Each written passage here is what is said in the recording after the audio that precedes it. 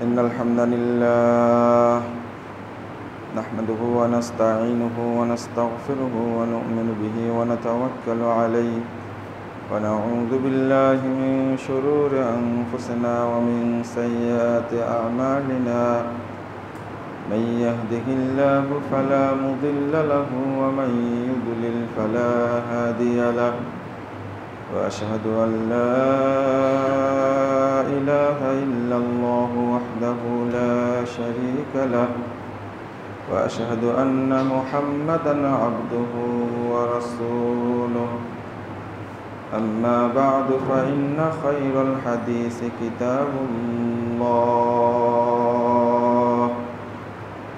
وخير الهدي هدي محمد صلى الله عليه وسلم وشر الأمور محدثاتها وكل محدثة بدعة وكل بدعة ضلالة وكل ضلالة في النار.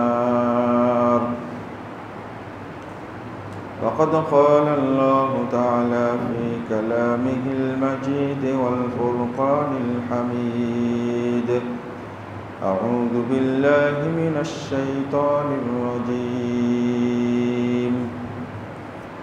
اتخذوا أحبارهم ورهبانهم أربابا من دون الله.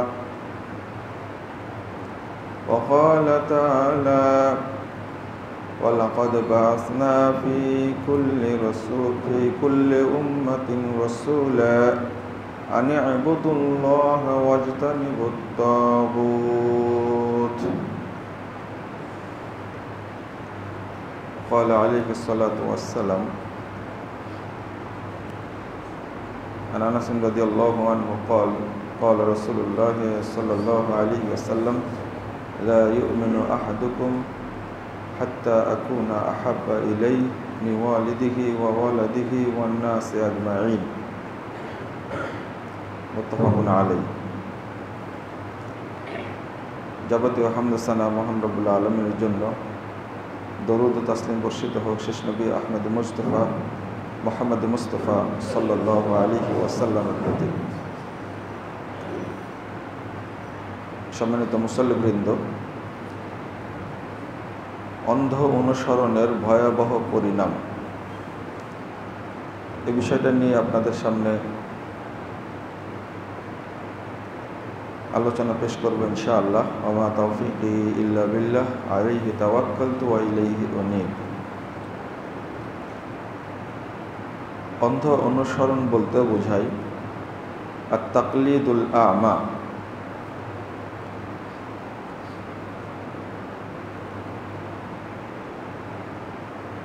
তাকলিদ শব্দের অর্থ হলো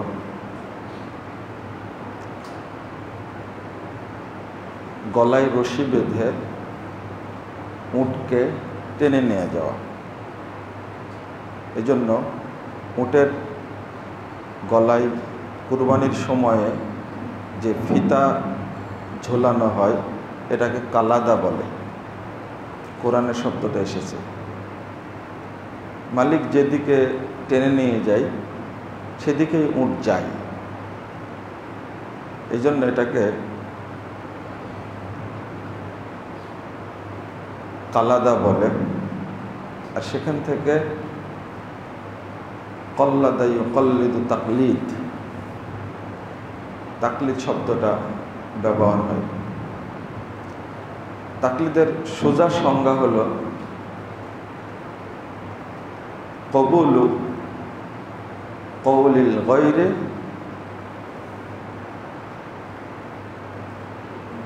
বিগায়রি দালিলিন, দলিলবিহীন কারো কোনো কথা গ্রহণ করাটাই হলো তাকলিদ।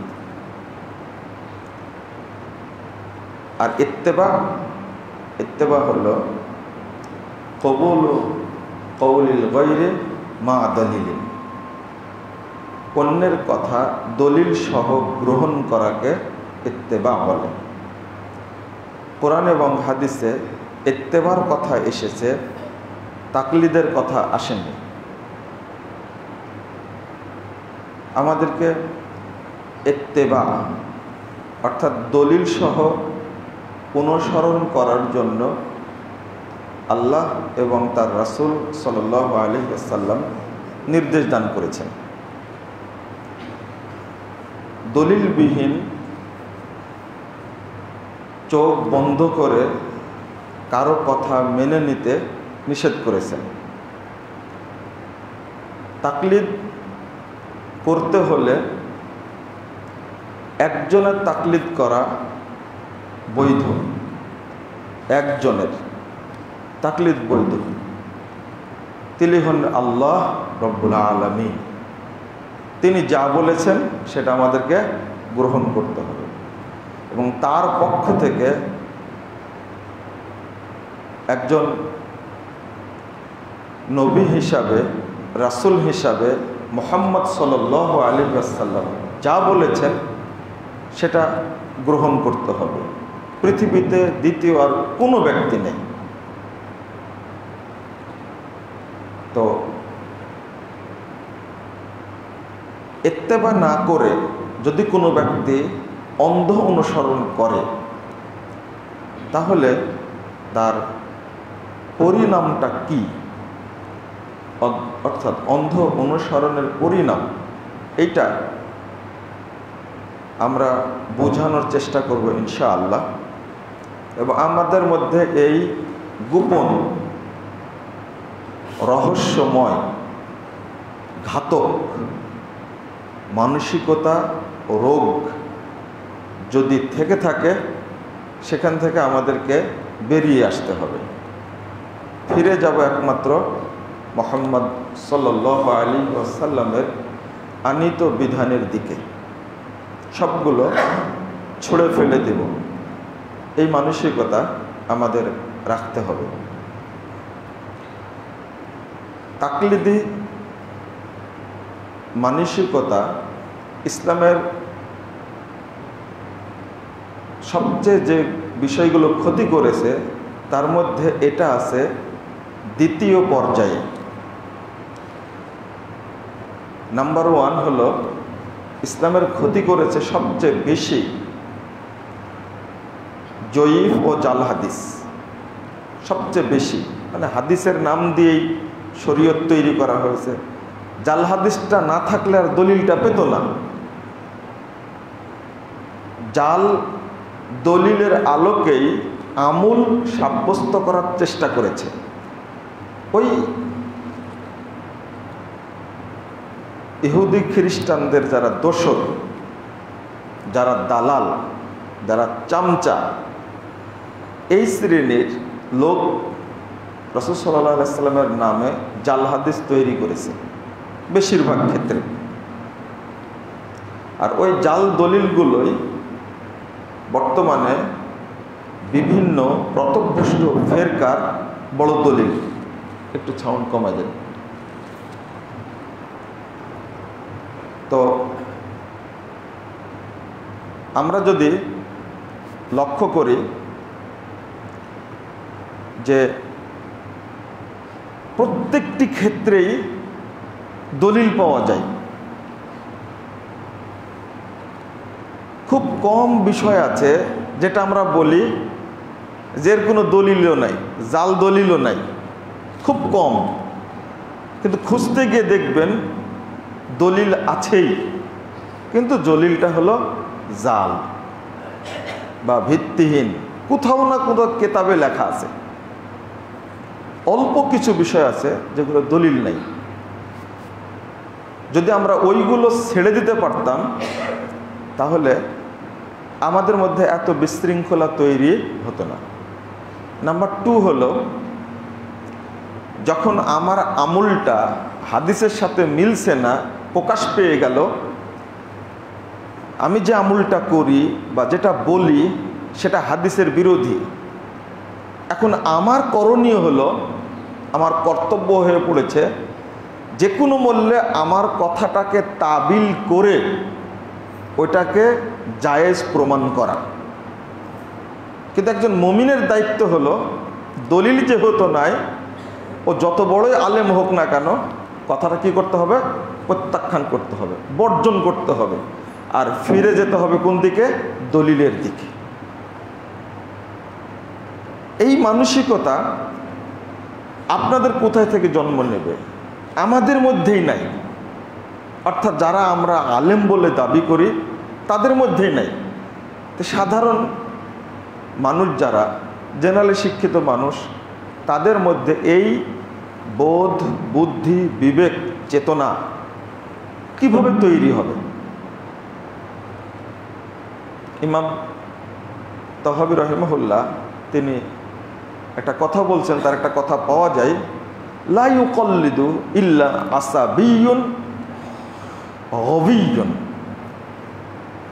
একবারে নির্বোধ, অন্ধ, মূর্খ ব্যক্তি ছাড়া কেউ তাকলিদ করে না।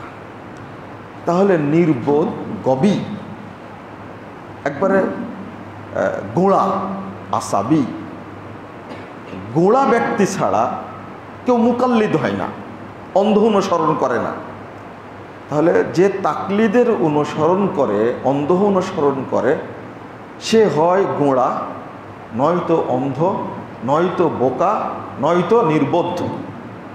অর্থাৎ বিবেক সম্পন্ন মানুষ কখনো অন্ধ অনুসরণ করতে পারে না। যে অন্ধ অনুসরণ করে না সে বিবেক সম্পন্ন, সে চেতনাশীল, সে বুদ্ধিমান, সে জ্ঞানী। এইটা আমাকে আপনাকে বুঝে নিতে হবে। তবে যুগে যুগে এই কোরআন এবং সুন্নাত অপব্যাখ্যা করেই এক শ্রেণীর মানুষ, আলেম শ্রেণীর লোক, জাতিকে পথভ্রষ্ট করেছে এবং তাদের অনুসারী তৈরি করেছে। আল্লাহ রাব্বুল আলামিন বলছেন, ইত্তাখাযু আহবারহুম ওয়া রুহবানাহুম আরবাবাম মিন দুনিল্লাহ, সূরা আত-তাওবা 31 নম্বর আয়াত। ইহুদি খ্রিস্টানরা তাদের দরবেশ পুরোহিতদেরকে রব হিসাবে গ্রহণ করেছে আল্লাহকে বাদ দিয়ে। ইত্তাখাযু আহবারহুম ওয়া রুহবানাহুম আরবাবাম মিন দুনিল্লাহ, আল্লাহকে ছাড়াই তারা তাদের আলেম পণ্ডিতদেরকে, পাদ্রীদেরকে, পুরোহিতদেরকে রব হিসাবে গ্রহণ করেছে। এটা আল্লাহ বলছেন। এ আয়াতের শানে নজুল আছে, হাদিসটা তিরমিজিতেও আসছে, বিস্তারিত আসছে। ইমাম বাইহাকির as-সুনানুল কুবরার মধ্যে এসেছে 20,748 নম্বর হাদিস। শানে নজুলটা হলো, রাসূল সাল্লাল্লাহু আলাইহি ওয়াসাল্লাম এই আয়াতটা যখন পাঠ করছিলেন তখন আদি ইবনে হাতেম তাই রাদিয়াল্লাহু আনহু, তিনি খ্রিস্টান পণ্ডিত, অত্যন্ত উচ্চ ফ্যামিলির শিক্ষিত ব্যক্তি। রাসূল সাল্লাল্লাহু আলাইহি ওয়াসাল্লামের কাছে গিয়েই তখন তার গলায় ঝোলানো ছিল একটা ক্রুশ। এই আয়াত শুনেই আদি ইবনে হাতেম, শিক্ষিত মানুষ, তিনি বলছেন, লাম ইয়াকুনু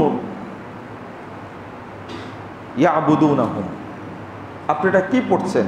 তারা তো তাদের আলেমদেরকে, পণ্ডিতদের ইবাদত করে না। আপনি বলছেন ইবাদত করে, মানে আল্লাহকে বাদ দিয়ে তাদেরকে রব হিসাবে গ্রহণ করেছে, এটা আপনি পড়ছেন কেন? রাসূল সাল্লাল্লাহু আলাইহি ওয়াসাল্লাম বললেন যে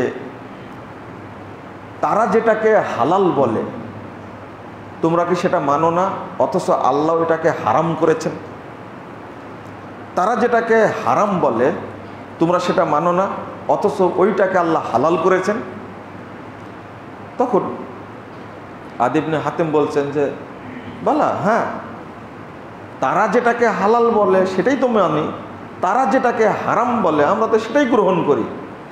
রাসূলুল্লাহ সাল্লাল্লাহু আলাইহি সাল্লাম বলছেন, ফাতিলকা ইবাদাতুহুম লাহুম, আদি এটাই হলো তাদের ইবাদত করা। এখান থেকে একটা সংজ্ঞা বুঝে নেন আপনারা, শুধু সেজদা করলে ইবাদত হয় না, শুধু মাথা পায়ের কাছে মাথা নত করলে ইবাদত হয় না। পীরে কামেল শয়তানে আজিম বসে আছে, আর ওর কাছে গিয়ে আপনি নম নম করছেন, আমরা বলি এটাকেই শিরিক, এটাকেই পূজা বলি না। এটাই শুধু পূজা না, এটাই শুধু শিরিক না। একজন ব্যক্তির কথা অন্ধভাবে মেনে নেওয়াটাও পূজা, ইবাদত এবং শিরকে আকবার।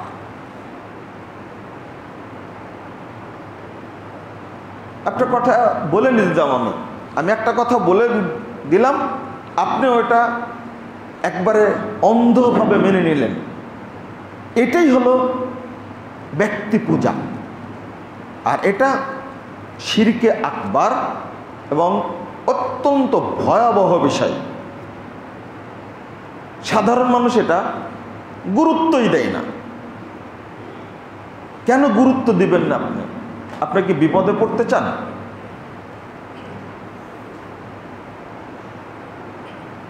এই আয়াতটার শানে নজিলে প্রমাণ করে যে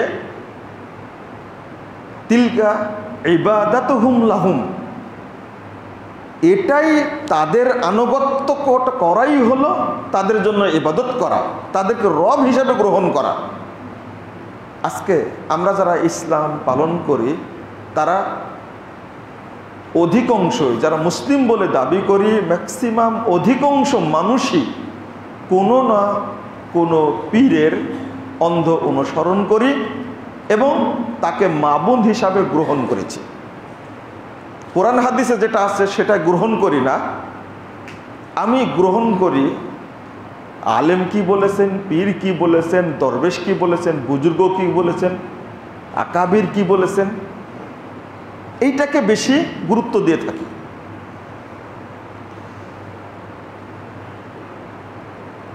আপনারা আলোচনা করছেন তাবিজ শিরক, খুব আলোচনা চলছে এখন, তাই না? তাবিজ শিরক, তাবিজ দেওয়া ছোট শিরক, কিন্তু বড় শিরক যেটা, সেইটা নিয়ে মাথা ব্যথা নাই কেন?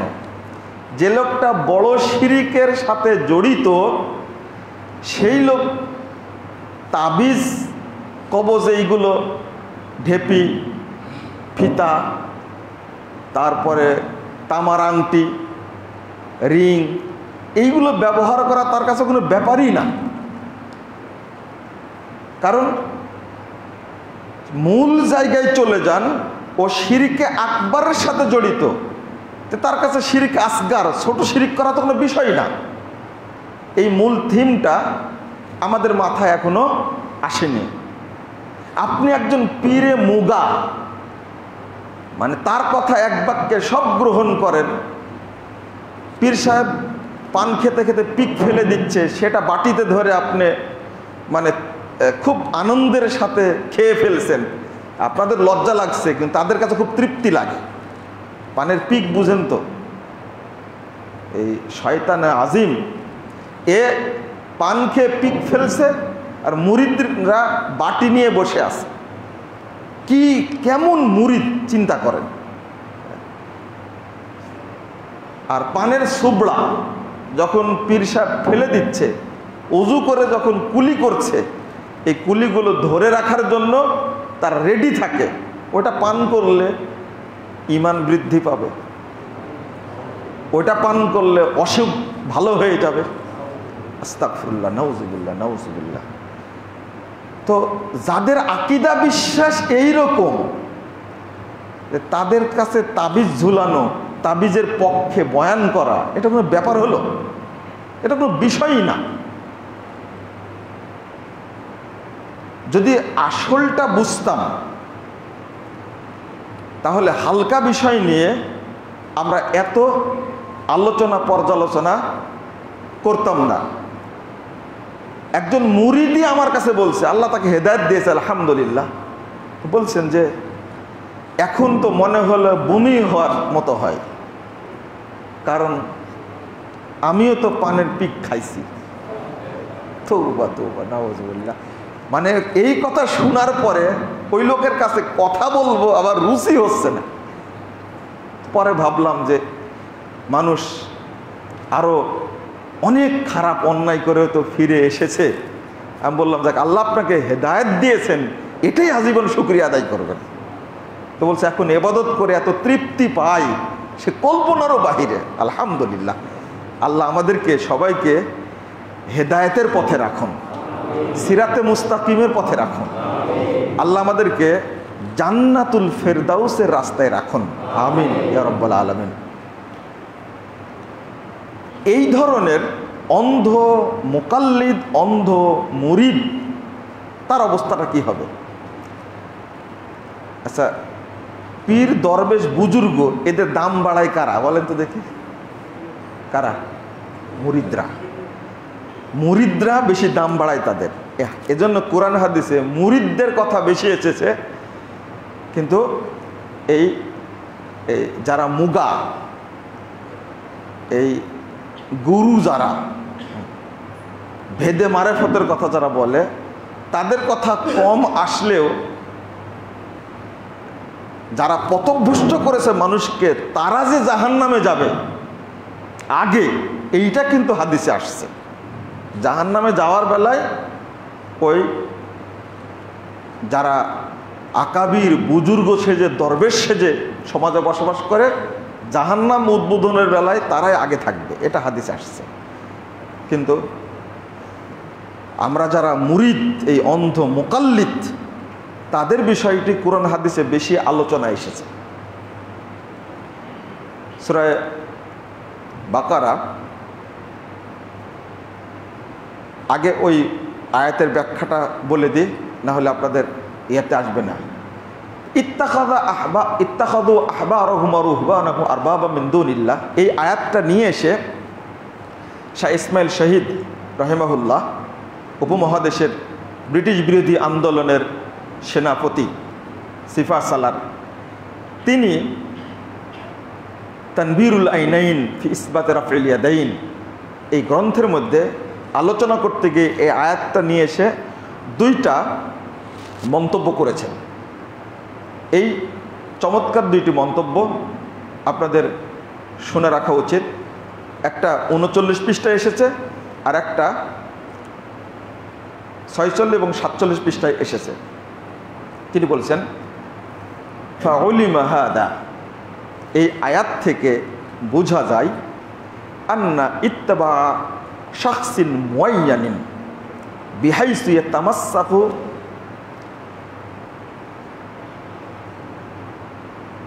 দালাইলুম মিনাল কিতাবি ওয়াস সুন্নাহ ওয়া ইন সাবাতা খিলাফ, অর্থাৎ কোনো নির্দিষ্ট ব্যক্তির ইত্তেবা করা, অনুসরণ করা, যদিও এই অনুসরণটা কোরআন এবং সুন্নাহর দলিল বিরোধী, আমি জানতে পাচ্ছি যে ওই ব্যক্তির কথার অনুসরণ করলে কোরআন সুন্নাহর বিরোধী হয়ে যাচ্ছে, তারপরে ওয়াইউআব্বিলু ইলা কওলিহি, অর্থাৎ যেহেতু বিরোধী হয়ে গেছে, এরপরে তার কথাকেই ভালো বলে প্রমাণ করার জন্য কোরআন সুন্নাহর অপব্যাখ্যা করে।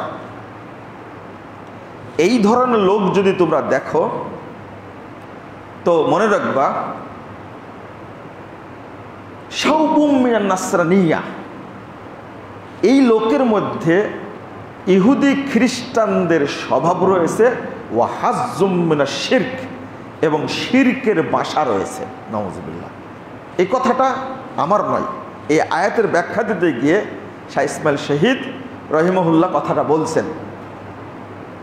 তাহলে আমি যে কথাটা আগে বললাম সেটা হলো, আলেমদের কথা দলিলবিহীন গ্রহণ করা এবং আনুগত্য করাটাও যে শিরক, এই কথা আমার ব্যাখ্যা না, আমি আগে বললাম হাদিস দিয়ে, তারপরে বললাম একজন বিখ্যাত আলেমের রেফারেন্স দিয়ে। তিনি আরও শক্ত কথা বলেছেন, সেটা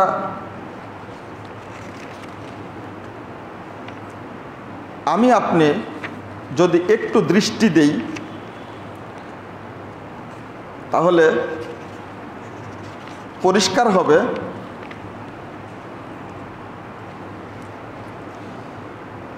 যে তাকলিদ বা অন্ধ অনুসরণটা আপনার জন্য আমার জন্য কত ভয়াবহ।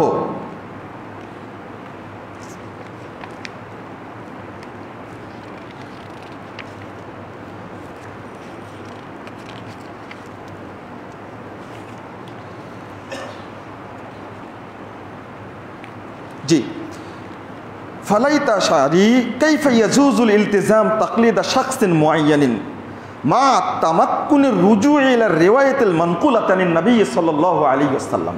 তিনি বলছেন, হায় আক্ষেপ, এটা আমার বুঝে আসে না। কাইফা ইয়াজুজুল ইলতিজাম তাকলিদ শাখসিন মুআয়্যানিন, একজন নির্দিষ্ট ব্যক্তির অন্ধ অনুসরণ করা, তাকে আঁকড়ে ধরা কিভাবে জায়েজ হতে পারে?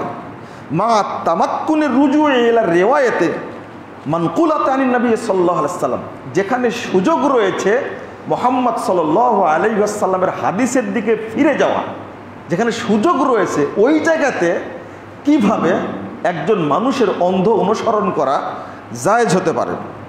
তারপরে বলছেন, আস-সারিহা আদ-দাল্লাহ খিলাফা কওলিল ইমামিল মুকাল্লাদ, স্পষ্ট বোঝা যাচ্ছে যার তাকলিদ করা হচ্ছে তার কথার বিরোধী হলো কোরআন এবং সুন্নাহ।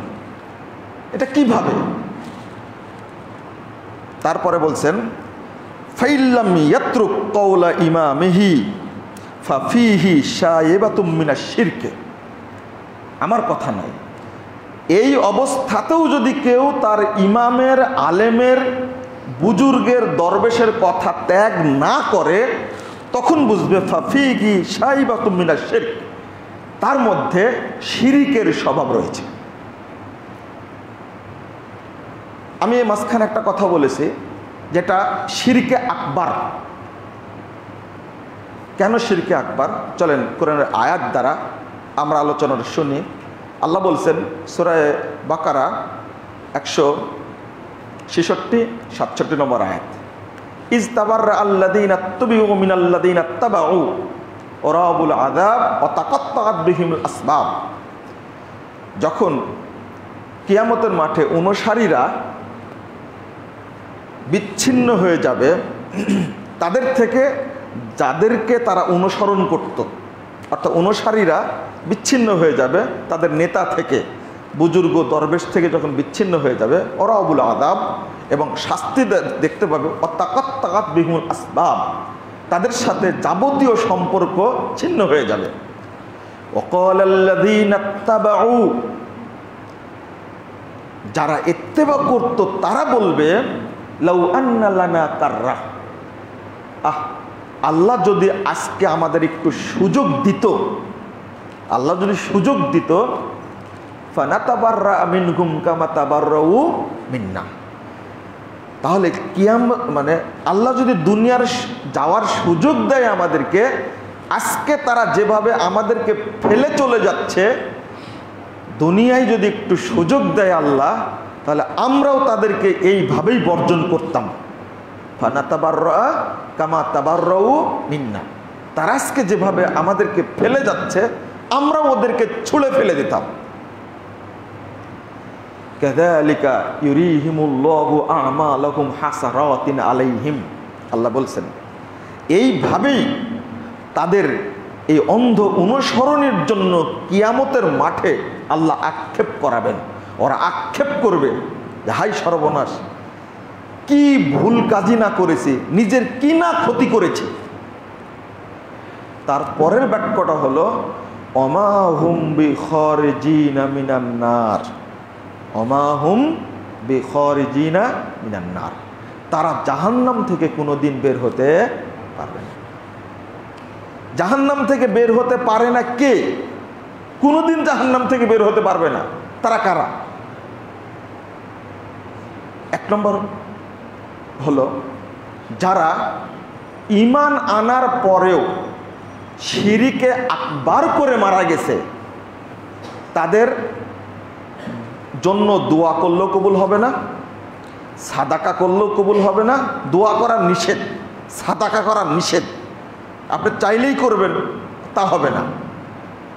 কারণ ও মারা গেছে ঈমানহীন, মুশরিক অবস্থায় মারা গেছে, তার জন্য দোয়াও নাই, তার জন্য সাদাকাও নেই। সূরা তওবা 17 নম্বর আয়াতটা খুলে দেখবেন। যারা শিরিকে আকবার করে মারা গেছে তারা চিরস্থায়ী জাহান্নাম, খালিদান মুখাল্লাদান মুখরিজুন লিল মিল্লাহ ওয়া খালিদান মুখাল্লাদান ফিন্নার। প্রথম হুকুম হলো ইসলাম থেকে বহিষ্কার। 2 নম্বর, ওই অবস্থায় যদি তওবার আগে মারা যায় তাহলে চিরস্থায়ী জাহান্নাম, ও জাহান্নাম থেকে কোনোদিন বের হতে পারবে না। ওমা হুম বিখারিজিনা মিনান নার, জাহান্নাম থেকে বের হওয়ার কোনো সুযোগ তাদের থাকলো না। আমরা প্রতিজ্ঞা করব অন্তত কোনো রকমের শিরিক যেন আমার অন্তরে, আমার আমলে যেন প্রবেশ না করে। আল্লাহ তুমি আমাদেরকে কবুল করো, আমিন ইয়া রাব্বাল আলামিন। কারণ যদি শিরকে আকবার হয় তাহলে একজন ব্যক্তির আমল নষ্ট হবে, ঈমান নষ্ট হবে, ইসলামও নষ্ট হবে, তিনটাই শেষ। বড় শিরিক যদি কেউ করে থাকে তিনটাই নষ্ট। কি কি বললাম? আমল নষ্ট, বলেন আমার সাথে, আমল নষ্ট, ঈমান নষ্ট, পরেরটা বলেন ইসলামও নষ্ট। যদি ছোট শিরিক করে তাহলে আমলও নষ্ট, ঈমানও নষ্ট, তবে ইসলামটা অবশিষ্ট থাকে। কিন্তু শিরকে আসগারের শর্ত শেখ বিন বাজ রাহিমাহুল্লাহ বলছেন যে কেউ যদি তাবিজটা ঝুলায় এই উদ্দেশ্যে যে এটার জন্য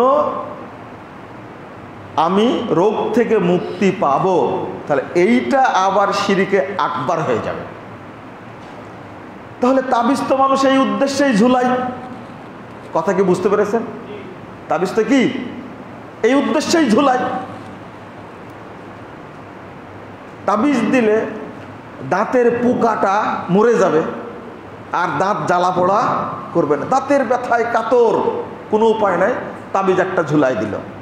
তো উদ্দেশ্য এটা যে আমার দাঁতের ব্যথা ভালো হবে, অর্থাৎ। আর শেখ উসাইমিন রহিমাহুল্লাহ বলছেন তো যে শিরিক তো শিরিকি, এ আসগার হোক আর আকবার হোক, উভয়টাই হারাম, উভয়টার পরিণাম কি? জাহান্নাম। আরো কড়া। তাহলে কেউ হালকা মনে করে শিরিকে আসগার করতে যাবেন না। আল্লাহ যেন আমাদেরকে হেফাজত করে, আমিন ইয়া রাব্বাল আলামিন। কখনোই না। আরেকটা হলো কেউ যদি ইখতিলাফ করে কোরআন এবং হাদিসের আয়াত দ্বারা, হাদিস দ্বারা, দোয়া দ্বারা লেখে তাবিজ দেওয়া যাবে, যদি কেউ বৈধ মনে করে এটাকে, তাহলে ও শিরিকে এবং হারামের রাস্তাটা উন্মুক্ত করে দিল। অর্থাৎ এই রাস্তাটি দিয়ে যদি সে প্রবেশ করে শিরিকের মধ্যে, শিরিকে আকবারের মধ্যে, তাহলে নিঃসন্দেহে ওই ব্যক্তি শিরিক করে যে পাপ করলো, এই ফতুয়া দিয়েও সেই পাপ করলো, বরং ফতুয়া দেওয়ার কারণে ও বেশি পাপী হতো।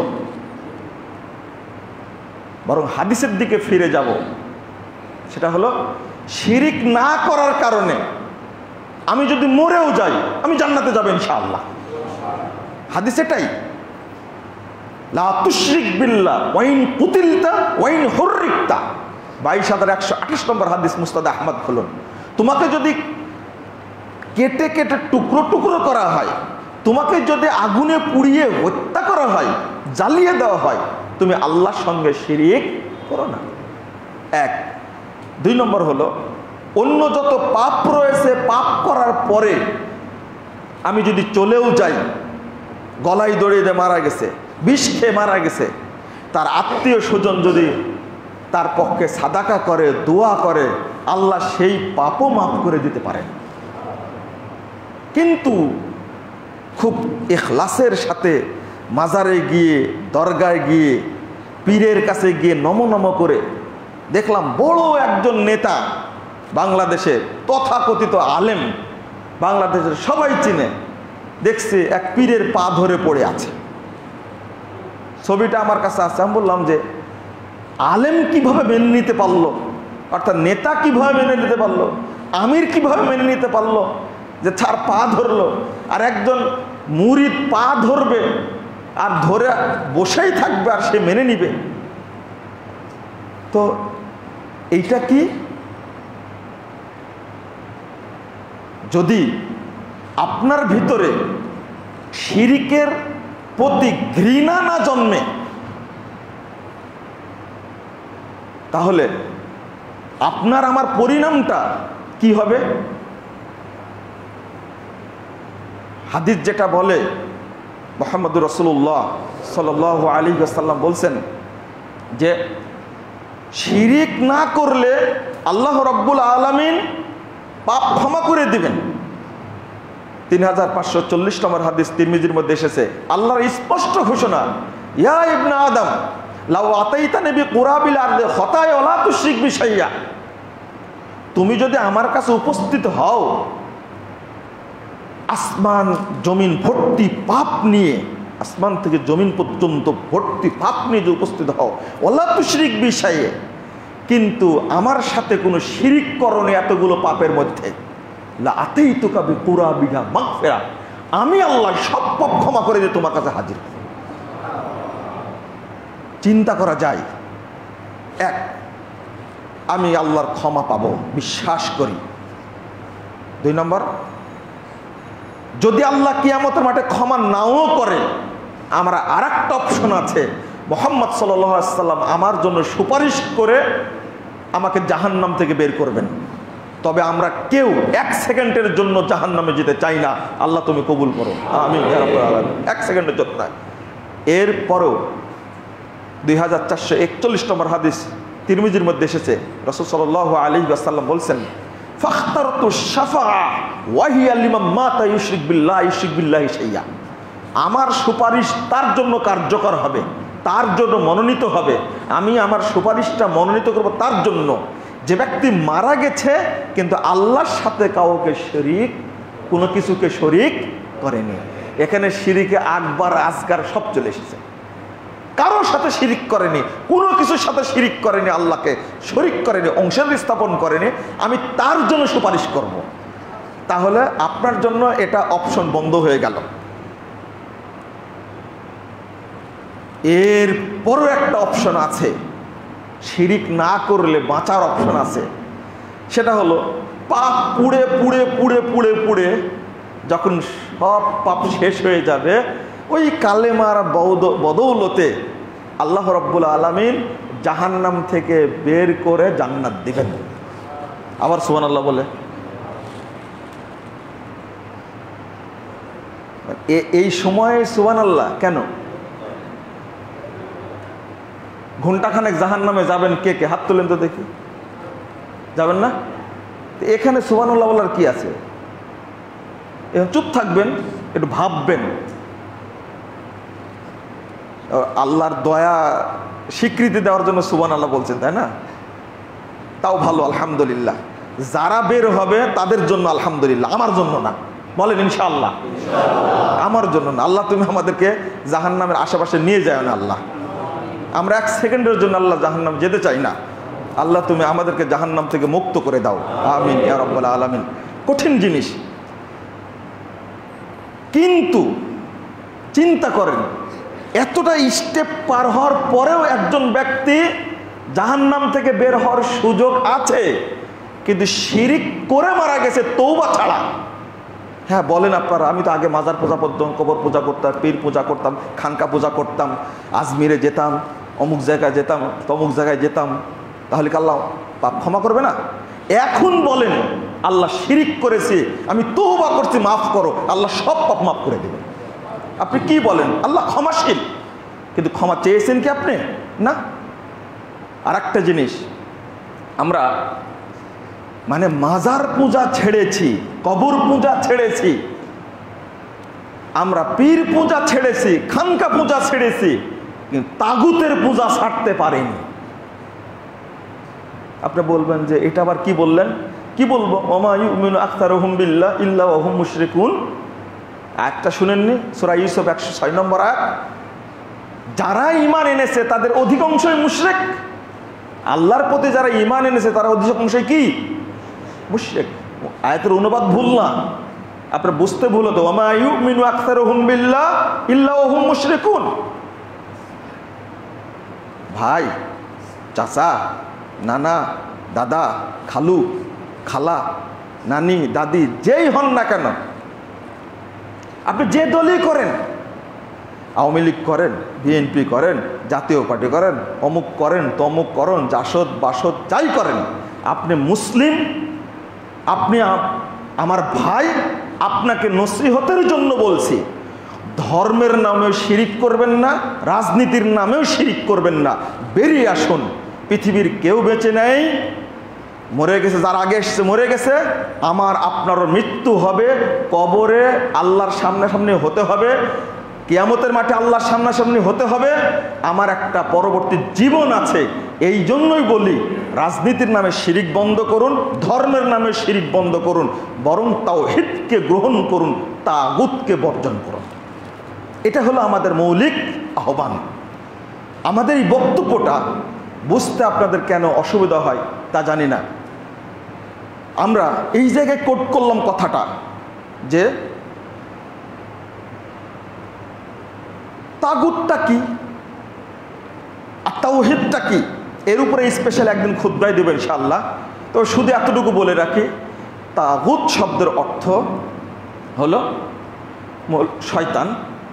2 নম্বর হলো কোরআন এবং সুন্নায় যে আইনগুলো আছে, এই আইনের বাহিরে যত আইন বিধান, দর্শন, থিওরি, মতবাদ আছে, এইগুলোকে কি বলা হয়? তাগুত। আরেকটা হলো কোরআন এবং হাদিসের বাহিরে যে সমস্ত দর্শন, থিওরি, মতবাদকে গ্রহণ করে যারা এই মতবাদের পরিচালক, প্রতিষ্ঠাতা, প্রচারক, যারা এর উপস্থাপক, তারা হলো তাগুত। মনে থাকবে কথা? একটু সংজ্ঞাটা সোজা করে বুঝেন তো, কারণ শিরিক তো বুঝেন আলহামদুলিল্লাহ, কিন্তু তাগুতের পূজাও যে শিরিকে আকবার, এটাকে বুঝি।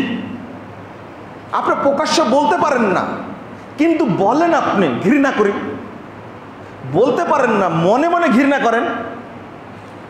অর্থাৎ এত ঘৃণা থাকা লাগবে আপনার মনের ভিতরে যে আমি তাগুতকে সহ্য করি না, প্রকাশ করি না, কিন্তু আমি সহ্য করতে পারি না। কারণ তাদের কারণে বহু মানুষ কি হচ্ছে? পথভ্রষ্ট হচ্ছে। এই তাগুত এবং তাওহীদ একদিন আলাদা করে বলবেন ইনশাআল্লাহ, সেদিন শুনবেন। এখানে যে পয়েন্টটা বলতে চাচ্ছিলাম সেটা হলো, যেখানে চিন্তা করলেন কোরআন এবং হাদিস বাদ দিয়ে যেগুলো আছে সেইগুলোকে ইসলাম তাগুত বলছে, ওইগুলোর পরিচালককে তাগুত বলছেন। তা আমি যদি তাদের আনুগত্য, সম্মান বা তাদেরকে ভক্তিটা এত করছি যে আল্লাহর ইবাদতের চেয়েও তাদেরকে সম্মান, ভক্তিটা বেশি করছি, তাহলে আমার অন্তরে কি তাগুত আছে না তাওহীদ আছে? তাগুত না তাওহীদ? তাগুত। যার অন্তরে তাগুত রয়েছে তার অন্তরে তাওহীদ ঢুকবে না, যার অন্তরে তাওহীদ রয়েছে তার অন্তরে তাগুত ঢুকবে না। তা আপনি তাগুত ভিতরে রাখতে চান না তাওহীদ ভিতরে রাখতে চান সেটা বলেন। হ্যাঁ, কিন্তু আপনার চলন ফিরন, কথাবার্তা, ধরন দেখে তো মনে হয় আল্লাহর চেয়ে তাগুতকে বেশি মূল্যায়ন করেন। আল্লাহ বলছেন 165 নম্বর আয়াত সূরা বাকারা, ওমিনান নাসি মান ইয়াত্তাখিযু মিন দুনিল্লাহি আনদাদা ইউহিব্বুনাহুম কাহুব্বিল্লাহ। যারা আল্লাহকে বাদ দিয়ে তাগুতদেরকে রব হিসাবে গ্রহণ করেছেন, তারা ইউহিব্বুনাহুম কাহুব্বিল্লাহ, যেন আল্লাহর ইবাদতের চেয়ে, আল্লাহর ভালোবাসার চেয়ে তাদেরকেই বেশি ভালোবাসে। কিন্তু আল্লাহ সার্টিফিকেট দিচ্ছেন ওয়াল্লাযীনা আমানু আশাদ্দু হুব্বাল লিল্লাহ। আলহামদুলিল্লাহ, আল্লাহ সাক্ষী দিচ্ছেন, নিজেই বলছেন, তবে যারা আল্লাহর প্রতি ঈমান এনেছে তারাই কেবল আল্লাহকে সবচেয়ে বেশি ভালোবাসে। আলহামদুলিল্লাহ। তাহলে আমার মধ্যে যদি তাওহীদ থাকে, নিঃসন্দেহে আমি তাগুতকে কখনো ভালোবাসবো না, তাগুতের কখনো পূজা করব না, আমি ঘৃণা করব, অপছন্দ করব, তাকে মনে করব, এই তাগুতকে মনে করব এটা ডাস্টবিনে ফেলার যোগ্য, অন্তরে রাখার তো প্রশ্নই আসে না। আমার মনের যদি এটা আসে তাহলে আমি আপনি মনে করব ভিতরে তাওহীদ আছে। আল্লাহ কি বলছেন? ওয়ামান ইয়াকফুর বিত-তাগুত ওয়া ইউমিন বিল্লাহ ফাকাদ ইসতামসাকা বিল উরওয়াতিল উসকা লা ইনফিসামা লাহা। আল্লাহ কি বলছেন? যে ব্যক্তি তাগুতকে আগে অস্বীকার করে ঈমান আনবে, ওই ব্যক্তি কেবল আল্লাহর হেদায়েতটা পাবে, যা কখনো বিচ্ছিন্ন হবার নয়। আগে শর্ত লা ইলাহা বলো, আগে আগে কি বলতে হবে? লা ইলাহা, আগে বলো এটা, পরে বলো কি ইল্লাল্লাহ। মানে আগে না, সবগুলোকে নাকচ করতে হবে। আপনার ভিতরের শিরিকের যে ভালোবাসা, আশ-শিরকু ফিল ইলম, জ্ঞানগত শিরিক, আশ-শিরকু ফিল ইবাদা, ইবাদতগত শিরিক, আর শিরকু ফিল আদা, ব্যবহারগত শিরিক, আর শিরকু ফিল মুআমালা, বৈষয়িক শিরিক, আর শিরকু ফিল মুহাব্বাহ অর্থাৎ ভালোবাসায় শিরিক, আর শিরকু ফিল খৌফ, ভয় ভীতিতে শিরিক। আপনি কয়টা নেবেন? মানে জ্ঞানগত শিরিক, ইবাদতগত শিরিক, ভালোবাসায় শিরিক, তারপরে অভ্যাসগত শিরিক, লেনদেনে শিরিক, তারপর ভয় ভীতিতে শিরিক। কত প্রকার শিরিক হলো একটু ভেবে দেখেন, চিন্তা করেন। আপনার অন্তর থেকে এই সমস্ত ধারণাকে সম্পূর্ণ ফেলে দিতে হবে। দেওয়ার পরে বলেন ইল্লাল্লাহ, একমাত্র গ্রহণ করেছি কাকে? আল্লাহকে। তবেই আল্লাহ আপনাকে হেদায়েত দান করবেন। আমরা মাজার পূজা, কবর পূজা, পীর পূজা, বুজুর্গ পূজা, দরবেশ পূজা আল্লাহর রহমতে বর্জন করতে পেরেছি, কিন্তু তাগুতের পূজা এখনো বর্জন করতে পারিনি। এই জন্য আমাদের দোয়া, ইবাদত আল্লাহর কাছে কবুল হয় না, আল্লাহর কাছে কবুল হয় না। ওই চিন্তাটা আমাকে আপনাকে মাথায় নিয়ে আসতে হবে। এখন যে হাদিসটা বলতে চাচ্ছিলাম, আল্লাহ রাব্বুল আলামিন কাল কিয়ামতের মাঠে বলবেন, সহিহ মুসলিম 183 নম্বর হাদিস, ইয়াউমা ইয়াজমাউন নাস, সারা পৃথিবীর মানুষকে আল্লাহ এক জায়গায় করবেন। আপনি আমি হিসাব করি মাঝে মাঝে বসে, কিয়ামতের মাঠে এত লোকের বিচার কখন করবেন আল্লাহ? তাই তো জীবনে যা করেছে সবগুলো পাপ সামনে আসবে, 99টা খাতা সামনে আসবে, কিভাবে হবে? কিন্তু এক ঘোষণায় কিয়ামতের মাঠ পরিষ্কার হয়ে যাবে। এক ঘোষণায় আল্লাহ বলবেন, একটা ঘোষণা দিবেন, সবগুলোকে এক জায়গায় করা পরে। সহিহ মুসলিমের হাদিস, সহিহ বুখারীতে এসেছে 7436 নম্বর হাদিস, এই একই হাদিস। রাসূল সাল্লাল্লাহু আলাইহি ওয়াসাল্লাম বলছেন, আল্লাহ বলবেন, ইয়া আইয়ুহান নাস মান কানা ইয়াবুদু শাইয়ান ফালইয়াত্তাবি। দুনিয়াতে যে যার ইবাদত করেছো, আজকে সে তার অনুসরণ করো। এক ঘোষণাতে কিয়ামতের মাঠ পরিষ্কার।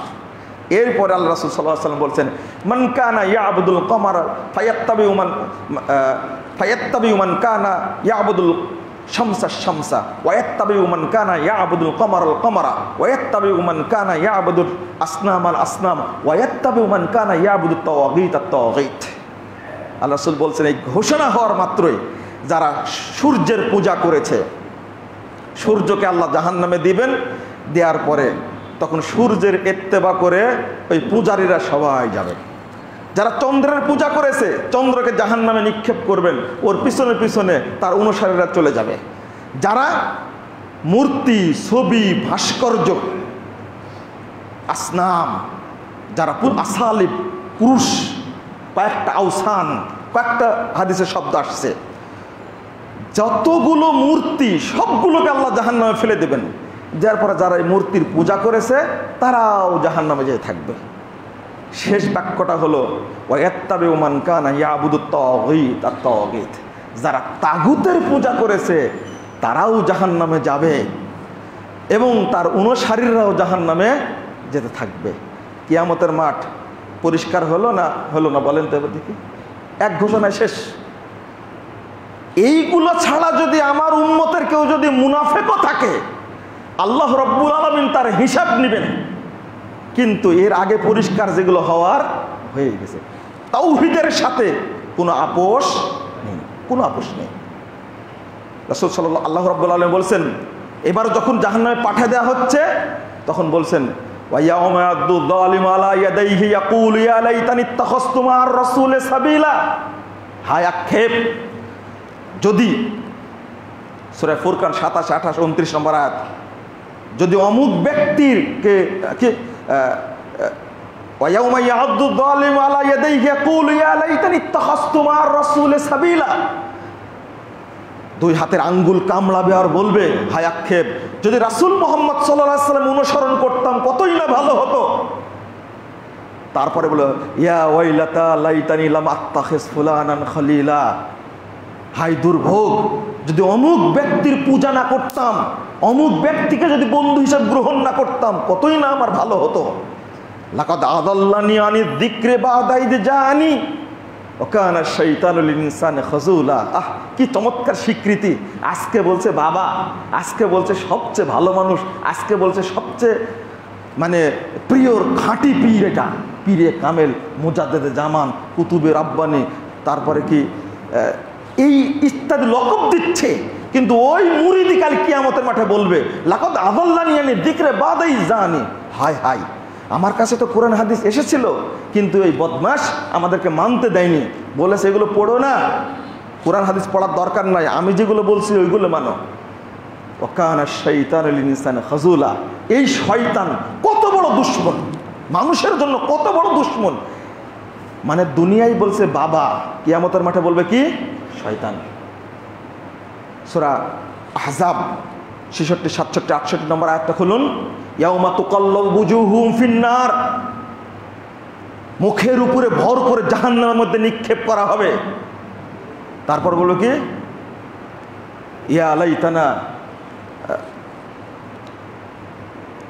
ক্বালু ইয়াউমা তুকাল্লাবু বুজুহুম ফিন্নার আতানা আল্লাহ আতানা রাসূল ইয়া লাইতানা আতানা আল্লাহ আতানা রাসূলা। যখন মুখের উপরে ভর করে জাহান্নামে ফেলা হবে তখন বলবে হায় আক্ষেপ, যদি আল্লাহ এবং আল্লাহ রাসূলের কথা মানতাম কতই না ভালো হতো। রব্বানা ইন্না সাদাতানা ওয়া কুবরানা ফাদাল্লুনা সাবিলা। বলবে আল্লাহ, আমরা পূজা করেছিলাম আমাদের নেতৃবৃন্দকে, আমাদের বড় বড় হুজুরকে, ফাদাল্লুনা সাবিলা, তারা আমাদেরকে পথভ্রষ্ট করেছে। রব্বানা আতিহিম যিফাইন মিনাল আযাব ওয়া লানহুম লানান কাবীরা। এবার বলছে আল্লাহ, তুমি এদের উপরে ডবল শাস্তি নাজিল করো, গজব নাজিল করো, বেশি শাস্তি দাও। রবকে চিনে নি দুনিয়ায় থাকতে, কিয়ামতের মাঠে ঠিকই রবের কাছে আবেদন জানাচ্ছে।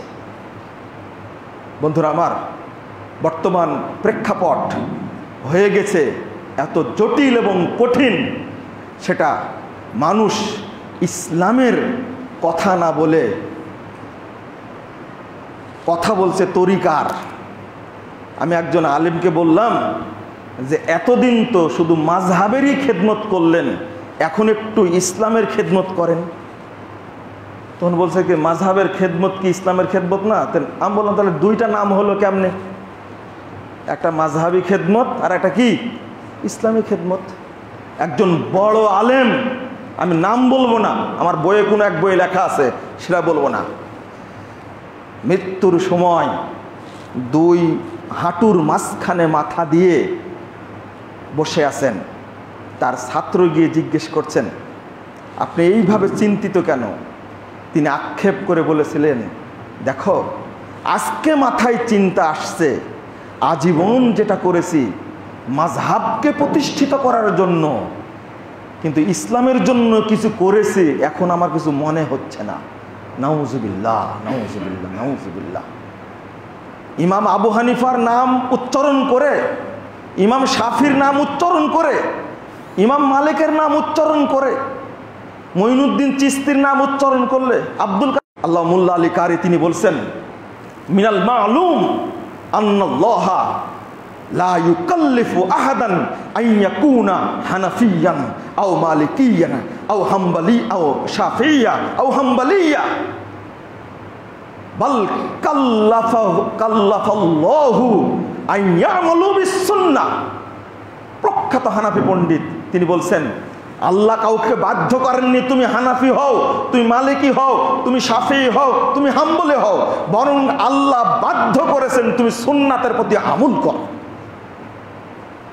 আমি যদি মাযহাবি মানবো, আমি যদি তরিকাই মানবো, তা তরিকা মানলে আমি আবু বকরের তরিকা মানতাম, ওমরের তরিকা মানতাম, ওসমানের তরিকা মানতাম, আলী রাদিয়াল্লাহু আনহুম তাদের তরিকা মানতাম।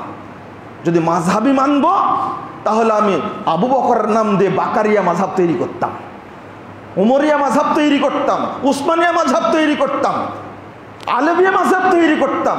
কারণ তারা চারজন হলো নবী রাসূলদের পরে পৃথিবীর শ্রেষ্ঠ মানুষ। 2 নম্বর, তারা হলেন চারজন খলিফা। 3 নম্বর, তারা হলেন চারজনই জান্নাতের সুসংবাদপ্রাপ্ত ব্যক্তি। 4 জনের 2 জন রাসূলের জামাই, 2 জন রাসূলের শ্বশুর। এত বড়গুলো মর্যাদা পৃথিবীর আর কোনো বিদ্বানের আছে, কোনো ব্যক্তির আছে না? আপনি মনে করছেন যে সাধারণ ঠাকুরের ইবাদত করাই খালি পূজা? আলেম, দরবেশ, বুজুর্গ, ইমাম, খতিব, বক্তা এইগুলোর অন্ধ অনুসরণ করা পূজা না? এটা এইগুলো পূজা। আপনি কে বলেছে যে আপনার চিশতিয়া সাবেরিয়া তরিকার মুরিদ হতে হবে, নকশবন্দের তরিকার মুরিদ হতে হবে? এক বদমাশ দেখলেন কিভাবে আপনারা বেদাতীদেরকে সমীহ করেন। বেদাতীরা কত খারাপ। নাসিরউদ্দিন আলবানী রহিমাহুল্লাহ সম্পর্কে এই শয়তানে আকবর বদমাশ বলছে যে নাসিরউদ্দিন আলবানী ইহুদি খ্রিস্টানদের একজন এজেন্ট ছিলেন। 6 বছর খুঁজে পাওয়া যায়নি ফ্রান্সের মাটির নিচে প্রতিষ্ঠিত ইহুদি খ্রিস্টানের প্রশিক্ষণ এই শিবিরে 6 বছর সে প্রশিক্ষণ দিয়ে আসার পরে সে বড় মুহাদ্দিস হয়ে গেছে। এরপরে কি বলছে, আমরা যখনই ইমাম আবু হানিফার নাম নেই তখনই বলি রহিমাহুল্লাহ, আমরা কোনো ইমামকে কখনো অপমান করি না। আর এই বদমাশ কথা বলতে গিয়ে বলছে কিভাবে অপমানটা করেছে, নাউজুবিল্লাহ, আস্তাগফিরুল্লাহ। বলছে ইবনে তাইমিয়া, মোহাম্মদ বিন আব্দুল ওয়াহাব আর আলবানী তাদেরকে যদি এক পাল্লায় তোলা হয় আর আমার ইমাম আবু হানিফার জুতাকে যদি এক পাল্লায় তোলা হয় তবু জুতা ভারী হয়ে যাবে। শুনেছেন বক্তব্যটা? এটাই হলো বেদাতীদের মুখের বক্তব্য। আপনি সাপোর্ট দিতে পারেন কিন্তু তারা কখনো সাপোর্ট দিবে না। ইবনে তাইমিয়া কে আপনার না লাগলেও আমার লাগে, আমি তার সম্পর্কে জানি। মোহাম্মদ বিন আব্দুল ওয়াহাব কে শুধু সৌদি আরবের না, পুরো আরব বিশ্বে প্রতিষ্ঠিত শিরিক, বিদআত, মাজার পূজা, কবর পূজা ভেঙ্গে সব চুরমার করে দিয়েছিলেন। তারই ঢেউ লেগে মোহাম্মদ বিন আব্দুল ওয়াহাবের সংস্কারের কারণে এই উপমহাদেশে শাহ ইসমাইল শহীদ, সাইয়েদ আহমদ শহীদ, তিতুমির, হাজী শরীয়তুল্লাহ ব্রিটিশ বিরোধী আন্দোলনের সাথে সাথে উপমহাদেশের শিরিক বিদআতের বিরুদ্ধে আন্দোলন করেছে। আর সেই মোহাম্মদ বিন আব্দুল ওয়াহাবকে অপমানজনক কথা বলে। আপনারাও ছাড় দেন, কিন্তু তারা ছাড় দিতে চায় না যে একটা খুতবা দিক, এটা শুনি। জ্ঞানী মানুষ, কি চমৎকার আপনাদের কনসেপ্টটা, কত সিম্পেথি আপনাদের। আর তাদের মধ্যে কোনো সিম্পেথি আছে? আপনার ভাষাটা খেয়াল করেছেন? আলবানী হলে ইহুদি খ্রিস্টানদের দালাল, জাকির নায়েক ইহুদি খ্রিস্টানদের দালাল। এদেরকে আলেম বলা দূরে থাক, এদেরকে মুসলিম বলা দূরে থাক, এদেরকে জানোয়ার বলা দূরে থাক। আমি এদেরকে জানোয়ারও মনে করি না, তার চেয়েও খারাপ মনে করি এদেরকে। এরা মুসলিমের উম্মার শত্রু, দেশের শত্রু, ইসলামের শত্রু, কুরআনের শত্রু, হাদিসের শত্রু। বেদাতীদেরকে বর্জন করুন।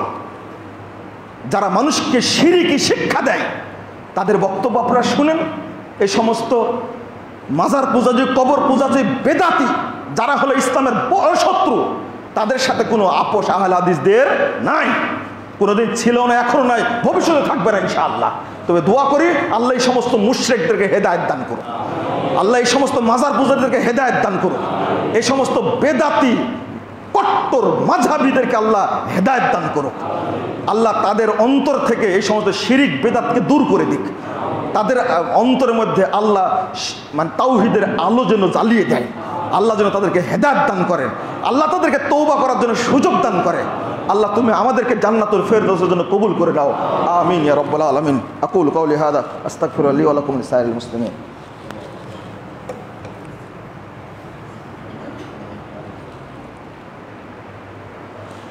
আলহামদুলিল্লাহি ওয়াহদা ওয়াসসালাতু ওয়াসসালামু আলা মান লা নাবিয়্যা বা'দা। আল্লাহুম্মা সাল্লি আলা মুহাম্মাদ ওয়া আলা আলি মুহাম্মাদ কামা সাল্লাইতা আলা ইব্রাহিম ওয়া আলা আলি ইব্রাহিম ইন্নাকা হামিদুম মাজিদ। আল্লাহুম্মা বারিক আলা মুহাম্মাদ ওয়া আলা আলি মুহাম্মাদ কামা বারাকতা আলা ইব্রাহিম ওয়া আলা আলি ইব্রাহিম ইন্নাকা হামিদুম মাজিদ।